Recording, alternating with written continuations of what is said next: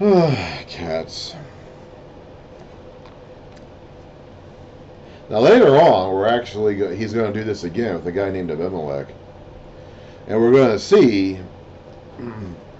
Abimelech. We're going to have an account of Abimelech having a dream in which he is explicitly told about Sarai being Abram's wife.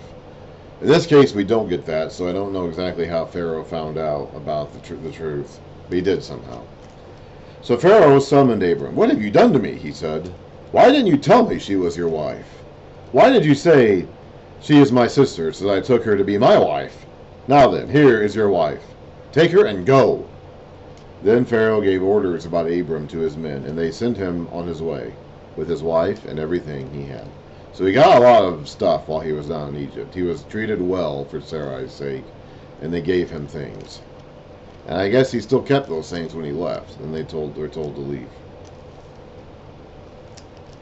So Abram went up from Egypt to the Negev with his wife and everything he had. And Lot went with him. So Lot is still traveling around with him at this point. Abram had become very wealthy in livestock and in silver and gold. Cat! Oh, cats. So annoying.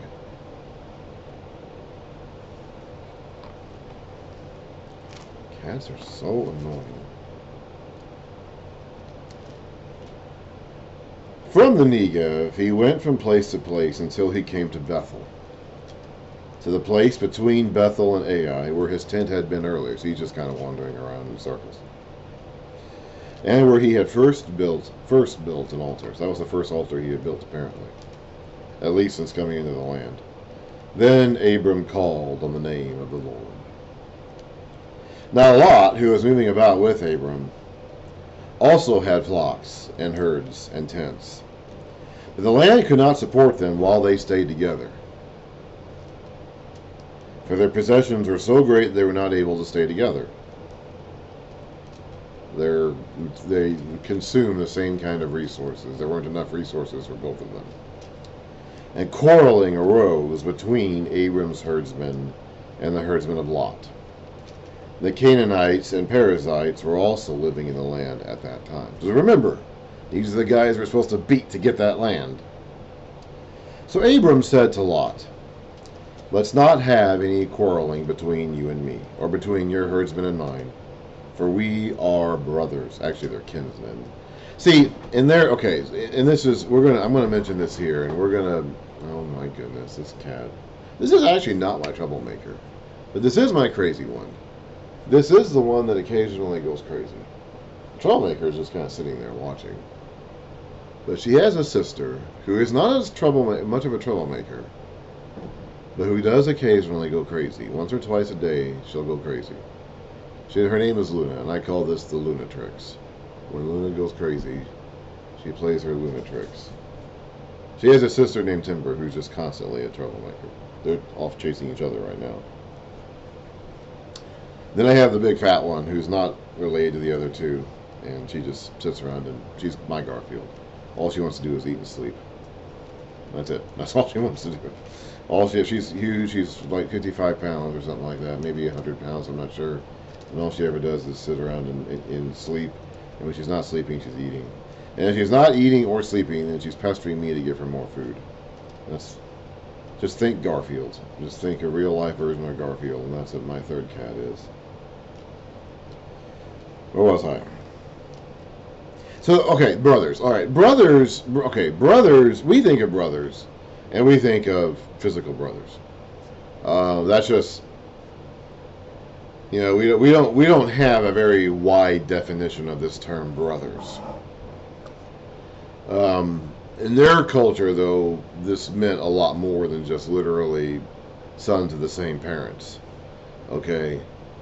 And it's going to be just a constant thing all throughout the Bible, and all the way to the end, when the Christians are still calling each other brothers.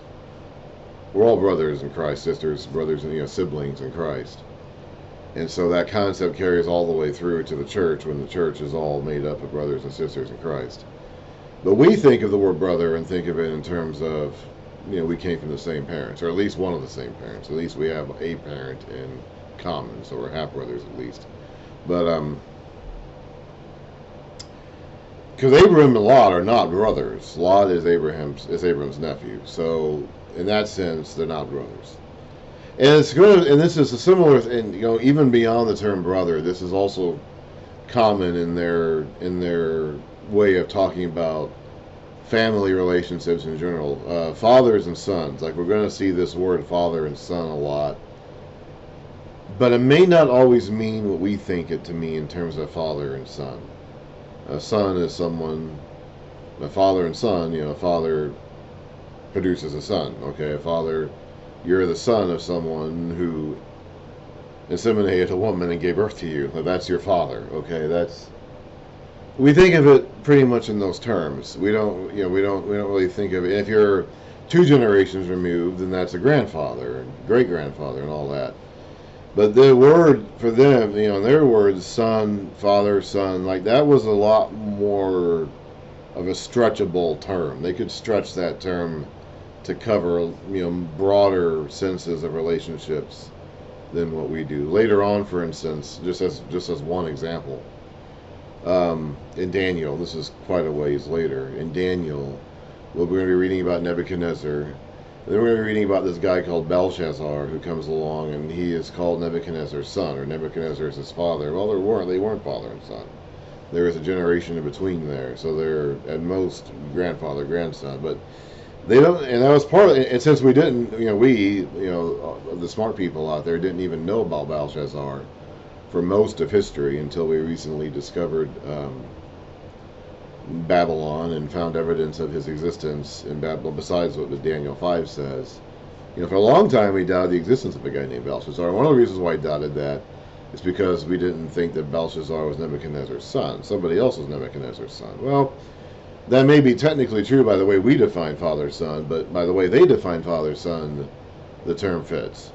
And so just thinking of that concept, like that, those words, brothers or father-son, like those words, we shouldn't limit those words just to what we think of when we think of those words, or what we mean when we think of those words. Because those words were a lot more broader in use and application in their culture than what they are in our culture today.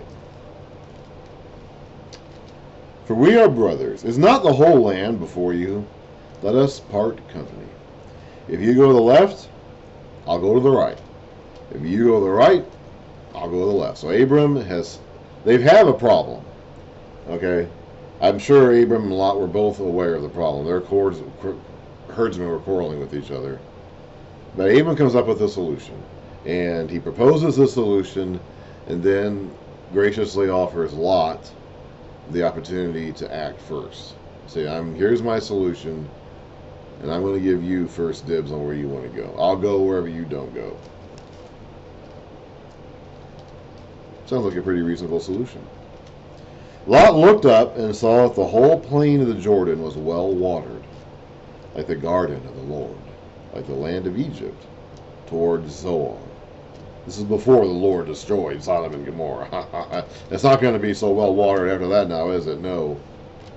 So Lot chose for himself the whole plain of the Jordan and set out toward the east. The 2 men parted company. Abram lived in the land of Canaan, while Lot lived among the cities of the plain and pitched his tents near Sodom. He's eventually going to be inside the city itself. Now the men of Sodom were wicked, and were sinning greatly against the Lord. The Lord doesn't say how. We'll get more information about Sodom later on. It just says they were wicked and were sinning greatly. It doesn't give any specifics here. The Lord said to Abram after Lot had parted from him, "Lift up your eyes from where you are, and look north and south, east and west, the 4 directions, the 4 corners of the earth. All the land that you see, I will give to you and your offspring forever." And again, remember, that refers to the people that Moses is speaking to.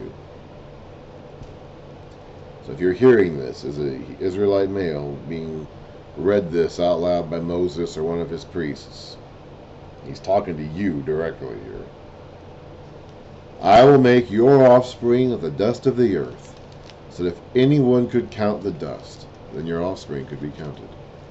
Go, Walk through the length and breadth of the land, for I am giving it to you. That land is supposed to be your land. So Abram moved his tents and went to live near the great trees of Mamre at Hebron, where he built an altar to the Lord. That's where he built another altar. You can't worship the Lord properly in this culture without an altar. So wherever Abram goes, at least starting from this area between Bethel and Ai, it says where he first built an altar. From that point on, everywhere he goes, he builds an altar. Because you can't work. He, in his culture, in his day and time, under his circumstances, can't worship the Lord properly without an altar. It doesn't say what he's doing there, but anybody hearing this from Moses would know that building an altar means he's going to offer sacrifices. It doesn't actually say that he offered sacrifices, but that's the only thing you build an altar for. That's how you worship God at that point in time. Again, Moses knows this because God told him that.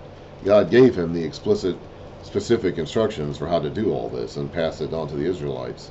I don't know how Abram knew that. I don't know how God told when or how. I mean, we have a lot of years of Abram's life before he was 75 when he left from Haran. At some point, God must have told him, or he knew somehow to build an altar and offer sacrifices on it. Genesis doesn't give us information. At this time, Amraphel, king of Shinar, you know what? Let me start a new video.